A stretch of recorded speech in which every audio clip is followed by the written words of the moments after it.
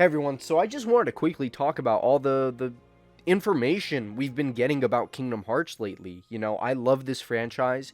I was exceptionally excited for Kingdom Hearts Missing Link, and you may already know that I've discussed this a little bit, either on Twitter or during my live streams, but I played the beta.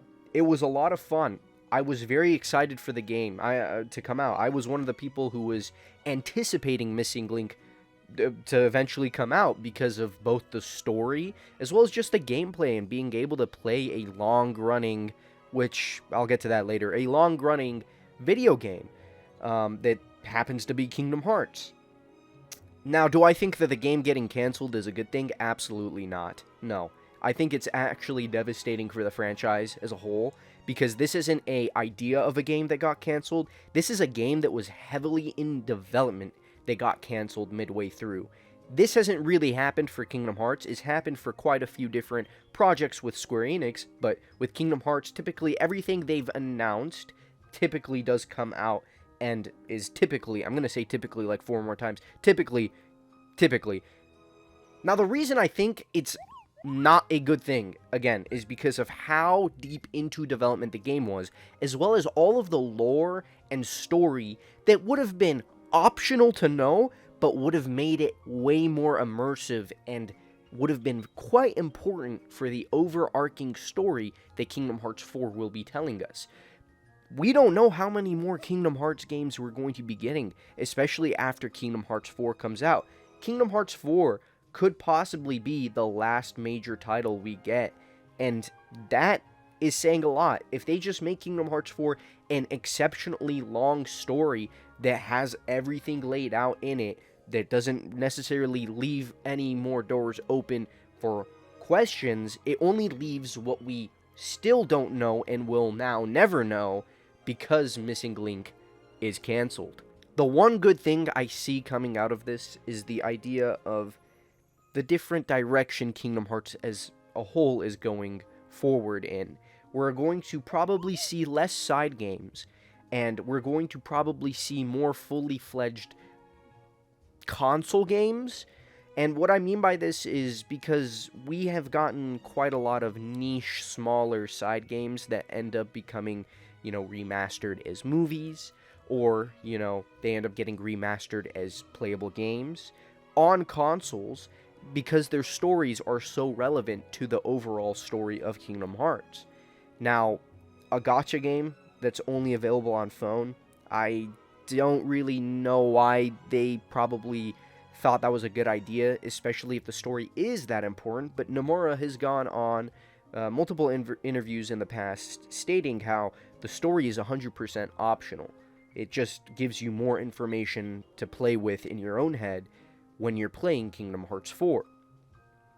And this leads me into the next topic, which is specifically the duration of how long Missing Link was probably going to last for, and why that topic is probably the reason they canceled the game.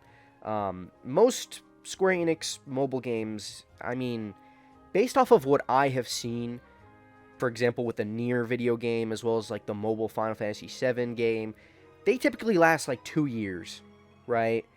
Union Cross lasted a long time because it was like already an existing game, and then for PC, then they kind of just made it the mobile game, reused a lot of assets. It lasted for a little bit longer of a time, but me personally, I don't think that Kingdom Hearts Missing Link would have been able to have sustained itself for more than 2 years. 2 years is probably the minimum. A year is really pushing it, and that's really bad, but I'm optimistic enough to have had the idea that they could have probably for sure guaranteed us 2 years worth of content, 2 years worth of story, 2 years of just 100% updates and service of the game. But everyone, always saying, wow, why are they making a game that we know is going to get canceled? That's too negative. That is too negative of a notion for the entire general populace of the Kingdom Hearts community to always be talking about. That's not good. And that's probably one of the reasons why they pulled the plug. Because if everyone, a part of their main fan base, is saying, Why are they making a game that we know is going to get canceled? Wow, I'm just going to watch the cutscenes online. Well, of course, they're going to be like, should we really be pumping more money into this? The game already got delayed. We're already nervous that we're not going to be able to reach deadlines when the game comes out. And, you know, as a mobile game, as a live service game that's only available on mobile devices, we are going to eventually shut down. So is this worth it in the long run? Well, clearly, they decided that it's not. And I really think that this is just partially due to the fact that, you know, as development went on, they realized that they maybe shouldn't have made it a mobile game with, like, a GPS counterpart that's integral to not only the story, but the gameplay itself, but also just the negative things they were just seeing online consistently. But, you know, I'm not saying it's our fault. And I do mean our as in me as well, because I'm a part of that group. I'm a part of the people who was waiting for a Missing Link and who was specifically saying, well, you know, the game's eventually just going to get, you know, shut down. We're going to get an EOS date eventually.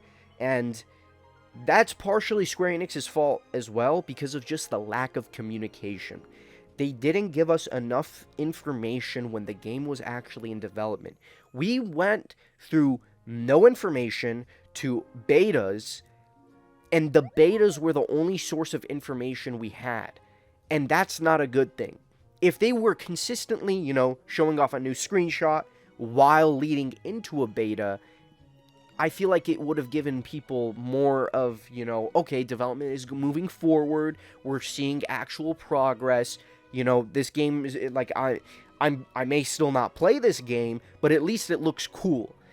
And this brings me to my last topic. I think that even if they left in the GPS thing, they could have made this a console game, or at least a PC game. You know, Genshin Impact, Honkai Star Rail, all those gacha-esque games that come from, you know, that whole idea of it's playable on your phone, PC, and console. They could have done that. And I feel like a lot more people would have played it. If you want to play on console, well, guess what? You're going to have to download it on your phone. And when you do download it on your phone, you don't even have to actively play it to receive AP. As long as, you know, you open the phone. I played the game, right? I had my phone open in the car. One car drive gave me enough AP for the rest of the beta. It wasn't really an issue of I don't want to download this game and play it on my phone all the time. It was really an issue of why can't I play it on PC or on my TV, like on my console. And I feel like if they just, even though again the walking was a really big aspect, the astral plane was a really big aspect of the game, if they had just made it playable on console, I know for certain a lot more people would be disappointed in not celebrating the cancellation of Missing Link. Anyways, thank you so much for watching this video, and I hope to see you all in the next one.